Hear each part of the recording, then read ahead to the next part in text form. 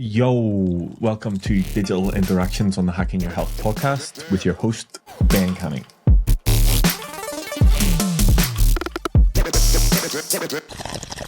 Yo, what's up, everybody? Welcome back to another episode of Digital Interactions. Today, we're joined with Rasheed. Rasheed, we are about 28 weeks, so just over the 6-month mark. I'm excited for this conversation today because I think there's a lot of nuances to the journey that you and I have been on. I'll just get straight into it and you can I'll let you take the lead. When we first started, you immediately went and had surgery. And we knew that this was happening. And to me, I have so much respect for you within that because a lot of people would have just put that off. But I think from our initial conversation, we realized that there are a lot of other things beyond just the training side of things that we needed to work on. And obviously, from data points around sleep, around heart rate variability, resting heart rate, your routine, your nutrition, all the other bits and pieces. So you knew there were things to focus on. You signed up anyway, and we've been on a journey since then. Yeah, absolutely. That's perfectly put. Like, I knew there was so much more than just going to the gym. And I think in our initial conversation, I'm like, I really like your approach that you take. And that's what I'm telling everyone, that it's a holistic approach. It's more than just going to the gym.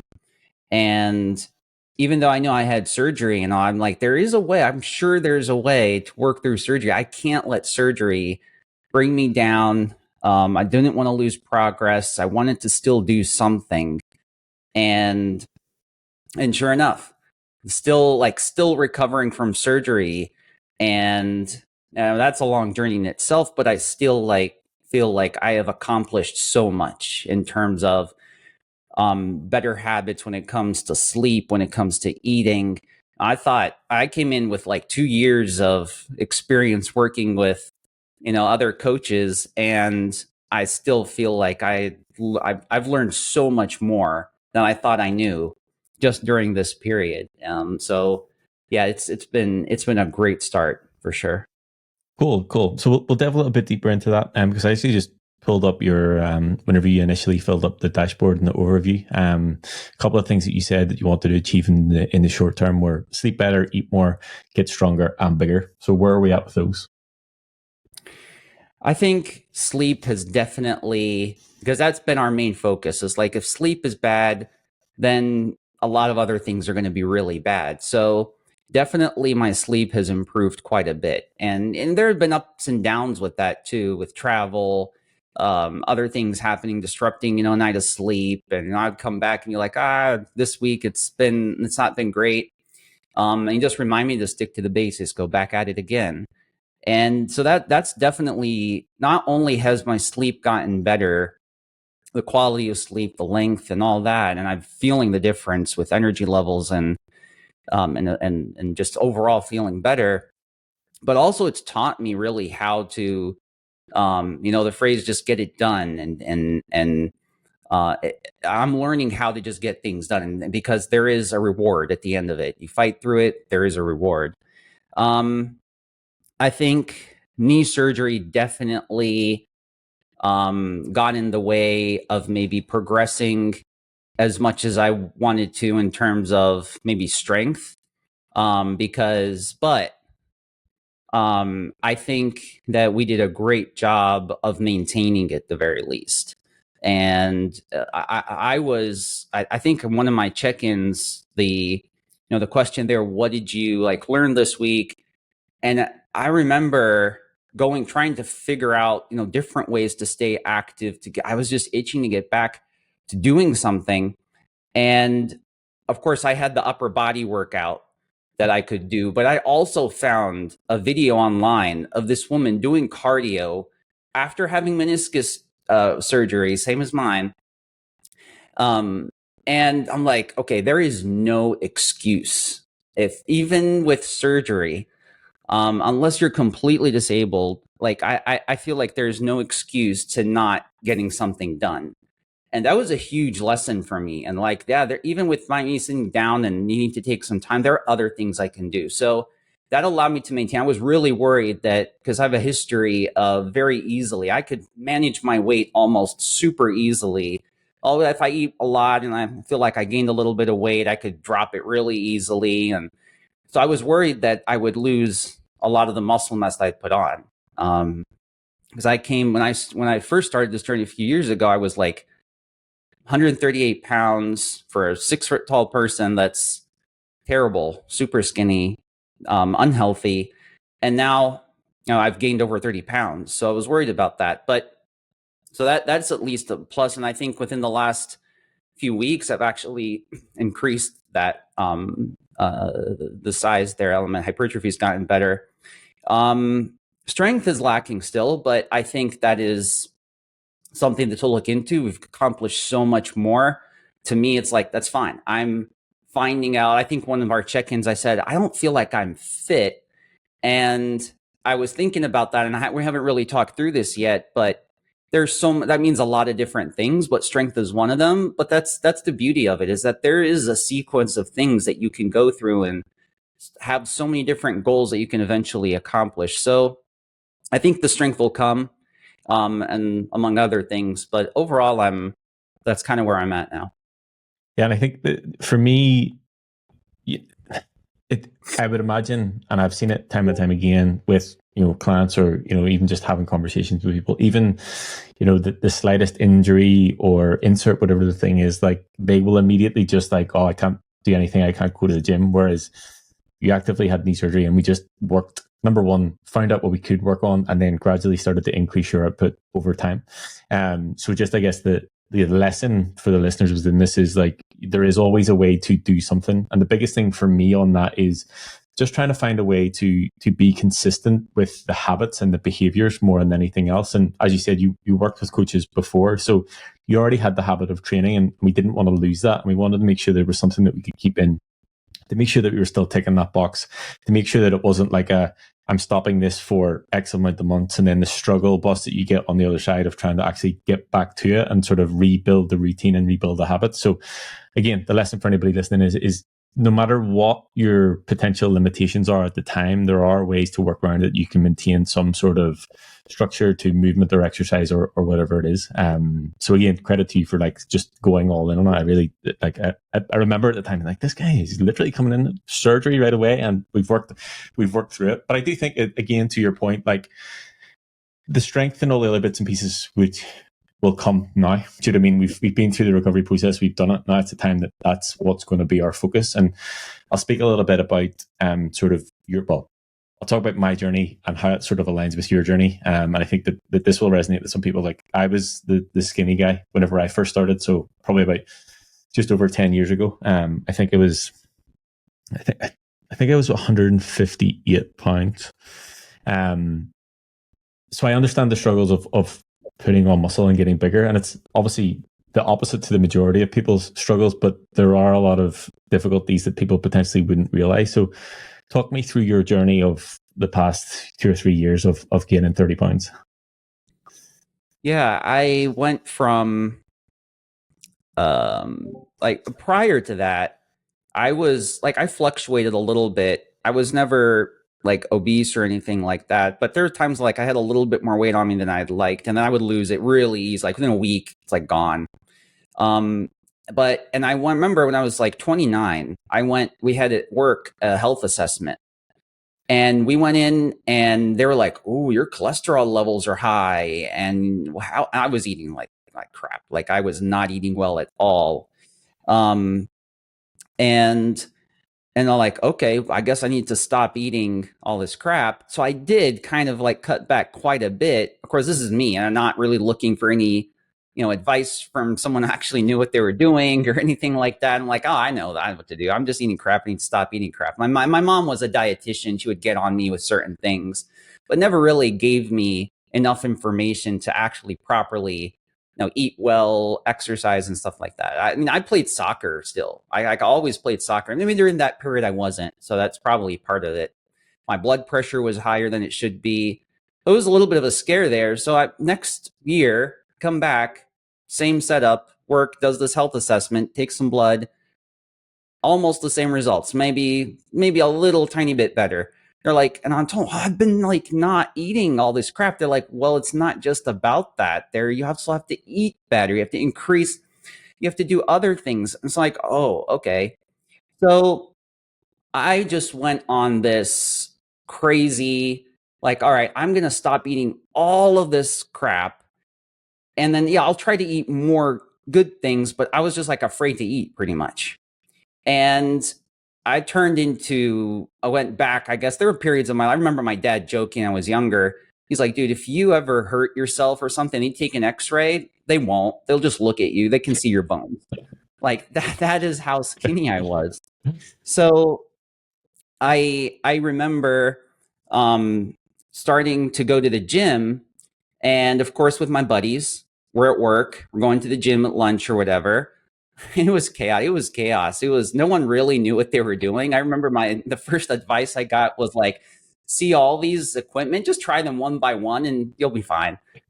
And then I had a coworker who was nice enough to say, dude, you need a structured program. Here's do this 5x5 strong program. And I did. And I enjoyed it quite a bit. I was crushing it in certain areas. Um, I gained a ton of strength, but I didn't know how to eat like I'm supposed to eat. The program says just eat like close to 3,000 calories, but like, okay, what does that mean? I had no information. Of course, my friends are no help. Um, but I reached a point where no, I was struggling. I was struggling with food. I noticed that, yeah, I can't even eat more, even if I wanted to. It was super hard.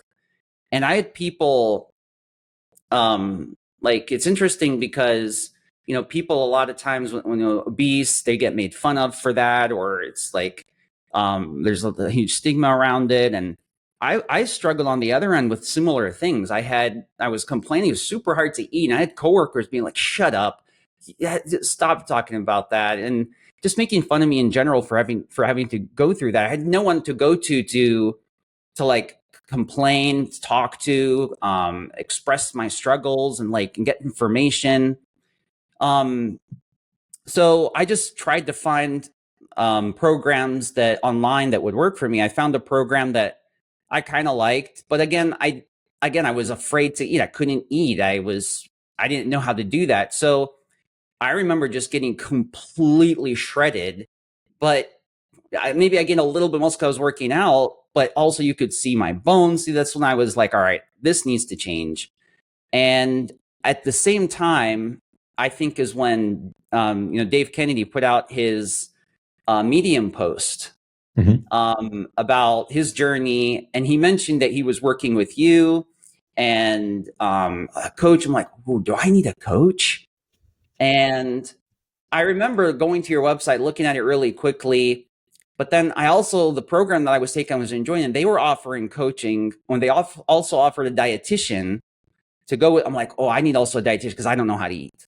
So I chose to go with that program. And I remember that I shared that picture of me just in the gym. Well, you could see my bones, muscles, everything. I shared it with my dietitian. She's like, this is like clinically bad. Like just go eat food. We're going to have to help you eat food. She's like, I don't care what it is, healthy, unhealthy, you're going to eat food. I'm like, okay, that's the struggle. I'll try. I really want to. I came with the same motivation. Like I want to do this. I'm all in. I don't want to look this way anymore. I don't want to feel this way, and I want to be healthy. And that structure, I also realized that I needed that structure. I needed accountability. I was going to the gym, but it wasn't enough. And slowly but surely, like it was a struggle. I started to gain weight. I'm like, whoa, what's happening here? Is this okay? And she's like, yes, trust us. If we see something bad that's happening, then we will tell you. So it continued to be a struggle trying to eat enough, especially at at the amount of calories that she put me on. I was eating maybe around, before I started, 17, 18, 1900 was like, wow, I ate a lot of food. And she's like, yeah, you need to eat 2,600 calories. Like, how am I going to do this? Like, I want to. And so it's definitely a struggle. You reach a point, because again, I'm coming in with, I want to eat healthy too. I don't want to eat junk. I want to eat more whole foods. I already was in that mindset. Like my mom, again, went back and had so many conversations around diet and food and what's healthy, what's not, what's a good balanced diet. And so you're full because you just ate, chicken and maybe some broccoli and rice or something like that, and you're really full, and then, well, that's still just the first meal of many. And I started, I really had some bad eating habits to where like half an hour before bed, I still have like 500-600 calories I need to eat. And I would do it. I would try to do it. I would just feel sick to my stomach. But it started to pay off slowly but surely over the course now of 2 or so years being consistent.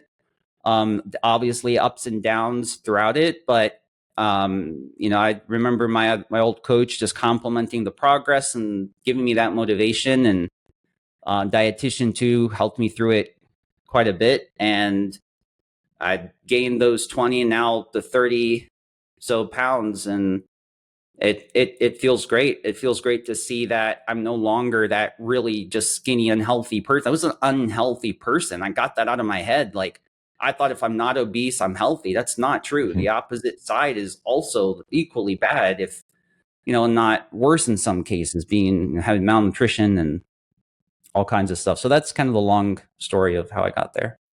Yeah, like hard relate on what you're saying about whenever you don't have anybody to sort of speak to about the struggles. And I specifically remember I've had this a couple of times, and I've had this a couple of times within the group as well. I'll not mention names, and if they're listening, they'll know who it is. But like there definitely is a narrative one way versus the other. Like, it's not okay to turn around to someone and call them fat, but it seems to be okay to turn around and call someone skinny, which I do not believe that it is.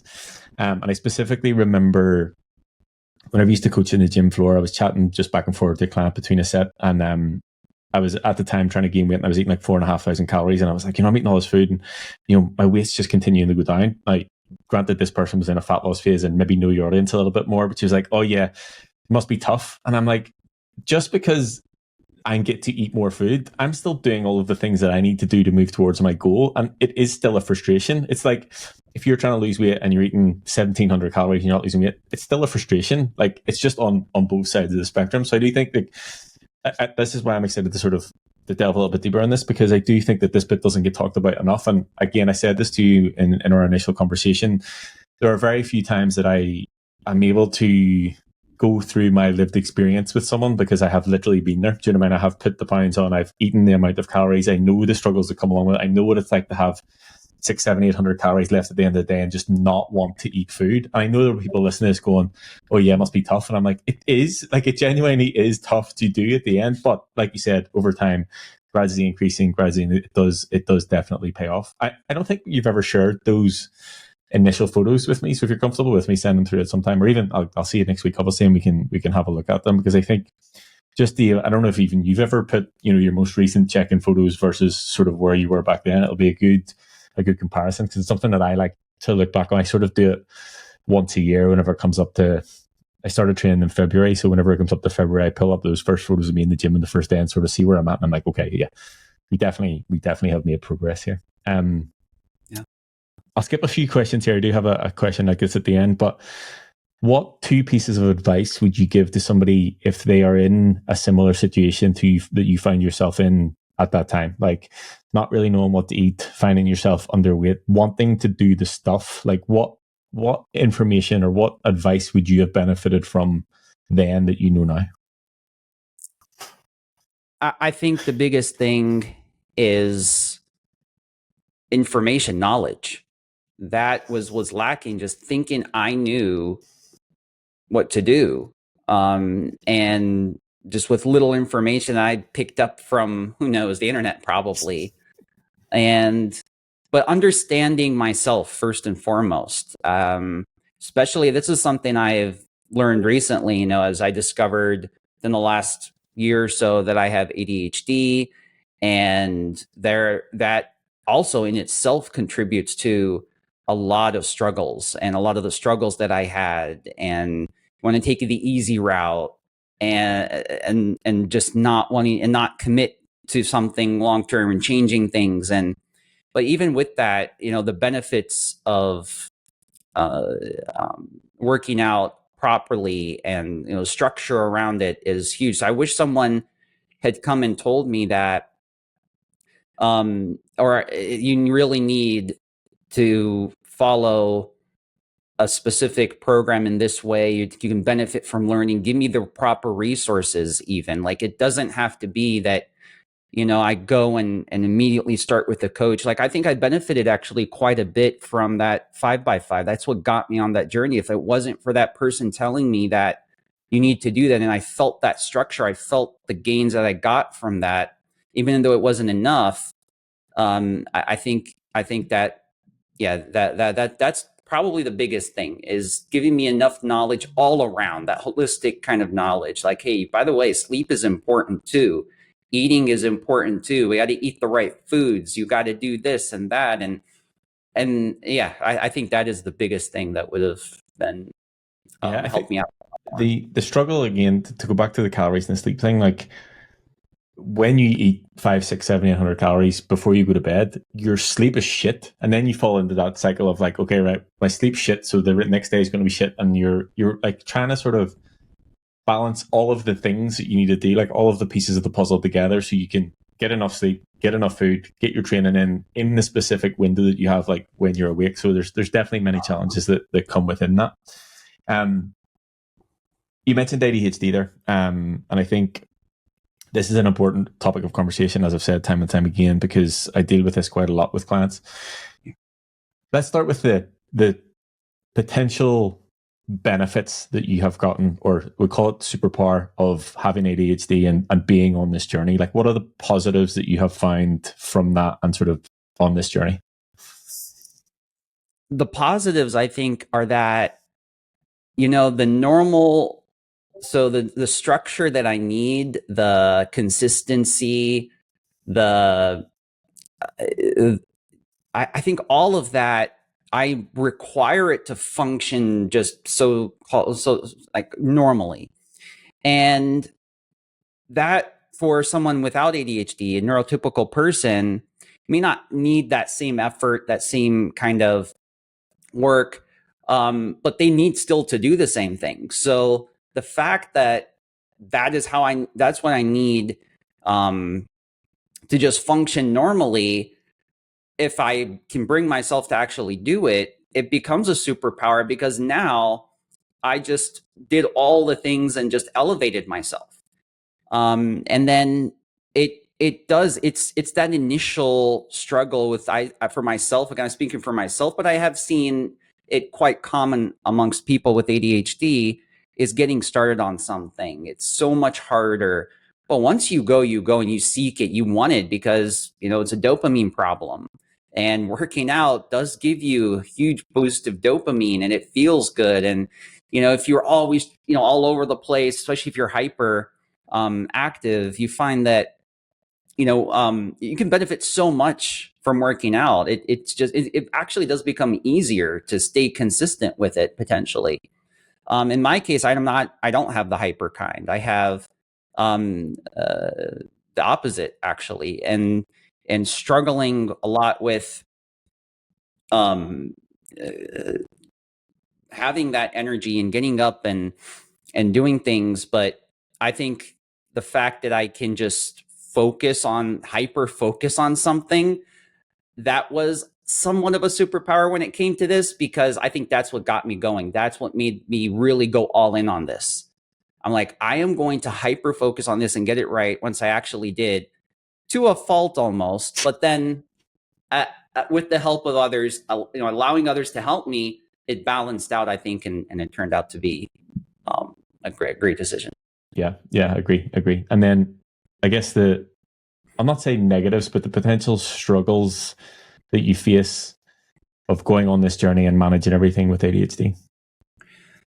Yeah, for me, it's really being able to do things that I need to do, bringing myself to actually do it. Like, I need accountability, I need things, and sometimes that's hard to do myself. Like going to bed at a certain time, having the discipline to just do it. It's like I want to do it. It's and I just can't. There's, for some reason, it just doesn't happen, or there's always a distraction, something like, I swear I tried, and You go through these loops and cycles of like, I'm really trying, I'm really struggling to do this, and I want to, and I feel like I'm trying and doing everything I can, and it just doesn't happen. And that's where the help, that's where the accountability, that's where, learning more about it has helped for sure. But that is one of the biggest struggles, of getting stuck in loops and not being able to come out of it. And then and I know that's a struggle for a lot of people. Like, I want to work out, I want to do all these things, but I can't even bring myself to go to the gym. But what I found beneficial is simplifying things. Yeah, don't try to just, all right, I have to go force myself to go to the gym. You're first of all, motivation's never going to come. It's rarely going to come. That was my struggle. Is like, sometimes I'd be so motivated to do something, so I just sit there. I don't know. Maybe I don't know. I got dopamine hit for something, and I got motivated. But because there's a lack of dopamine, it's not going to happen often. And if you're just sitting there waiting for it, like I was, it's not going to come. I needed to work on the discipline to just do it. Like, if I have to create a reward system for myself, whatever. But that is, notice there's a lot going on there. And that's part of the struggle. ADHD is not an excuse to not do things, but it does mean that you're going to have to put double, maybe triple the amount of effort that someone else maybe would not have had to do. And then, of course, everyone's ADHD is different. But for me, I found that I benefited from medication. I tried it, and it definitely benefited me. And I'm not someone to just jump on medications and just take them. I pushed back on it for quite some time. But I was like, yeah, I probably should try to see what it does for me. Because if this is going to help me with the struggles I've been struggling with my whole life, then I want it to. And it turned out that it's a struggle in itself. It helps, but the side effects, finding something that works for you is a struggle. It's a lengthy process. Everyone I know with ADHD that I've spoken to has gone through a similar kind of experience. Some people more than others.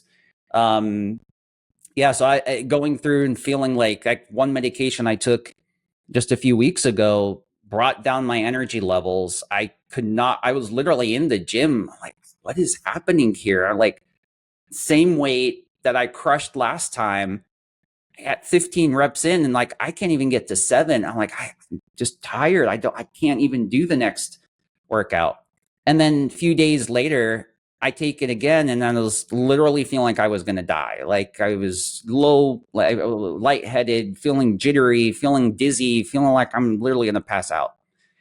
That's the experience. Then you have to try something else and then recover from that. And so life with ADHD can be a struggle, but once you do these things and be consistent with it, it is extremely rewarding. It's not holding me back. I'm not letting it take over. It's something that if anything, I'm like, I'm going to push harder to get better because it's totally worth it.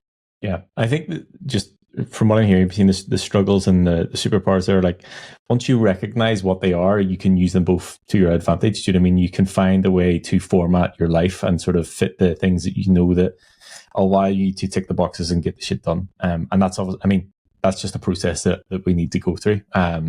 So yeah, I think it's cool for me to go on this journey with you and sort of work out the bits and pieces that we need to put together for you to get the stuff done.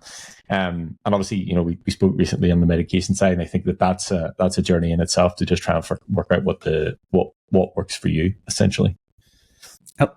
I think having actually to sort of delve a little bit deeper on that, having the data on that, I think helped me navigate the conversation with you the last time, because when we broke it right down, the energy slumps and how you were feeling in the gym, the only thing had changed was the medication that you were trying. So it was like, that to me straight away was like, I'm not saying that this is the thing, but that was the sort of red flag. It's like, okay, right, maybe this is the piece of the puzzle that we need to swap out. Absolutely. Yeah. And I think that brings up actually a really good point that that's something I'm still figuring out and learning, is data collection and understanding the data, how to understand, what to look at. How am I actually feeling? Does this warrant a low energy mark? Does it not? How does it compare? Like, see, we're about 6 months in here, and I still feel like I'm figuring that out, but I'm learning. I'm making progress. I think in this week's check-in, I had 2 low energy days because I know now what it actually feels like to have low energy. And now I can mark that in there. I can look at everything else and see the changes. It really is helpful. Like, yeah, when I first started, I'm like, oh, this is a lot. Should I automate some of this? Should I not? But then that was my head, of course, went there. But then I put a couple of things, I put it, first couple of weeks, and I'm like, no, I'm not going to automate this because if even if I'm not being consistent with putting it in every day, even if I've sat once or twice a week to fill it out, I'm going to have that reflection. I'm going to look back at these numbers. I'm going to see what they're like. Oh, look at that. My HRV is going up. My resting heart rate's going down. Like, oh, what did I do this week? Oh, look at that. The sleep has gotten better. This has gotten better. Or when things are bad, oh, wow, look at that. It makes it more aware and makes me now understand what's happening through the week, and I can develop better habits or focus on what's potentially causing issues for me. That's been great. Yeah, and I think that's the key piece. Like everybody wants to automate it because the check-in sheet's a pain in the ass. But the point is not just to have the data; is for you to then understand why the things are happening. And yes, I can see it on this side, but the goal, and with all the love in the world, is to get rid of you all at the end of this, so you can navigate it by yourself. So you having the understanding of the data as we go through it will allow you to then, in 5 years, 10 years, still know, okay, if this happens, this is how my body responds. Or if I see these numbers, like I can start to like work out where the pieces of the puzzle need to go back and how to sort of navigate things. So it's cool for me to see you use that as a point of reflection and not just fucking hell, I have to give Ben all these numbers once a week is in my head. Yeah, absolutely. I look forward to it every week. I'm like, all right, and I try to add stuff to it during the week, but it's like, all right, got 20 minutes to spend here on it. I really enjoy it now. It's really a point of reflection. I look forward to it. Good. I'm glad. Yeah. Right. I don't know. I can't remember if you got this sort of second induction whenever you first started with the quickfire questions, but you've maybe seen it a couple of times where someone comes with the list of questions once I add you into the Discord and welcome. I'm going to run through some of them. Some of them will be different. Some of them will be the same, but I think it's a good exercise to go to see where we're at. So avocados or no? Yes. Yes. Good. Correct answer. What brand of air fryer do you have? If you consider it an air fryer, I have Tovala. I guess. Okay. Yeah, I'll accept. Um, this will be an interesting one for you. What is your go-to excuse for skipping leg day? Knee surgery. Knee surgery. Maybe. Yeah. Aside from knee surgery, don't have one. Oats, hot or cold? Both. Nice. Good. What is the most absurd health and fitness related advice you've ever received? Oh, absurd. I don't know. Here's my ADHD brain. It's going to take a minute for me to think of something. Absurd. I guess it was the example that my friend was like, yeah, you just have to go through all the equipment, try them all out, and you'll be fine. You'll that's how you get gains. You just try all the equipment. Fair enough. If you could only do one exercise for the rest of your life, what would you pick? I can't. I can't do just one. Oh man. I guess I would have to say, if I had to pick one, I would just do maybe squats with like a heavy barbell, just because it touches on so many different muscles. That would probably be it. Like, it's not necessarily my favorite, but the benefits from it probably are great. Yeah, I think where my coaching brain goes to, I was like, if I did one, like, if I pick one thing, bench press, for example, like, what am I going to look like if I only ever trained bench press? Like, what am I going to look like? Yeah, so I don't think it's going to be a good look. Tacos or sushi? What's that? Tacos or sushi? I'll probably if I have to pick one, I'll go tacos. Okay.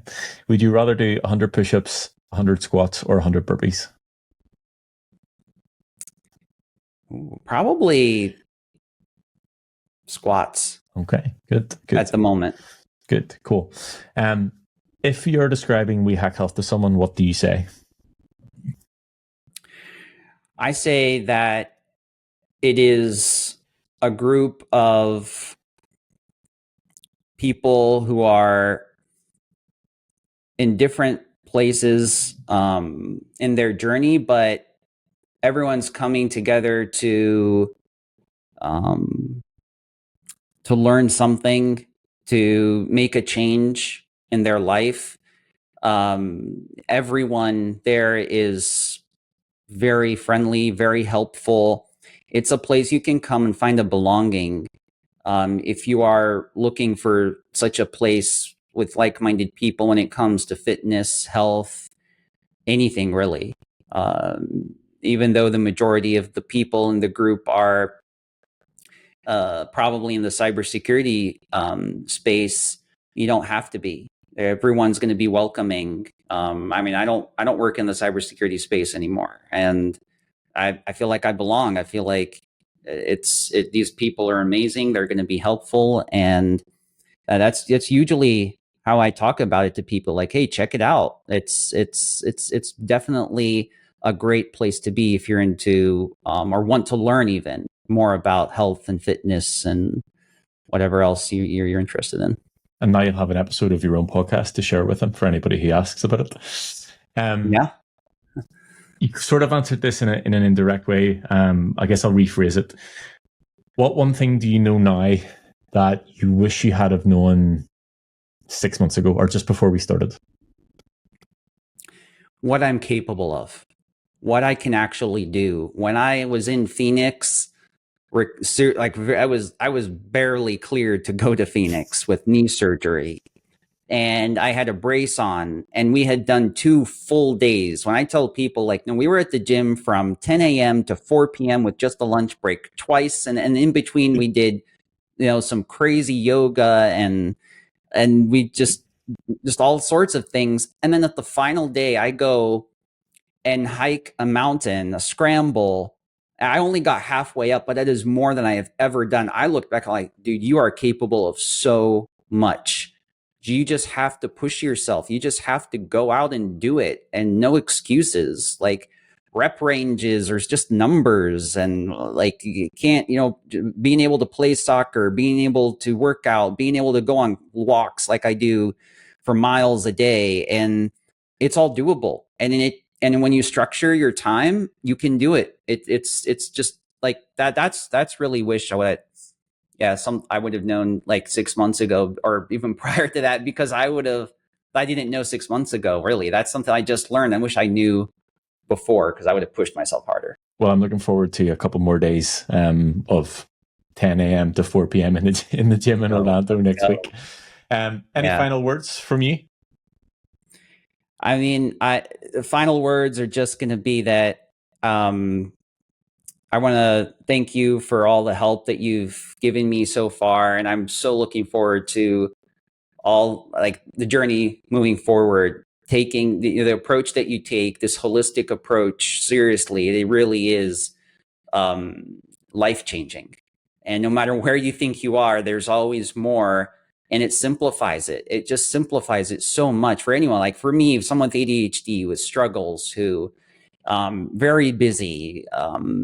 It just, you need that help, that structure, and it's okay. It's okay to get that help. And like you said, we'll eventually graduate and be good at this, and can help others too. This is a way that I know will translate to bringing in others, helping others.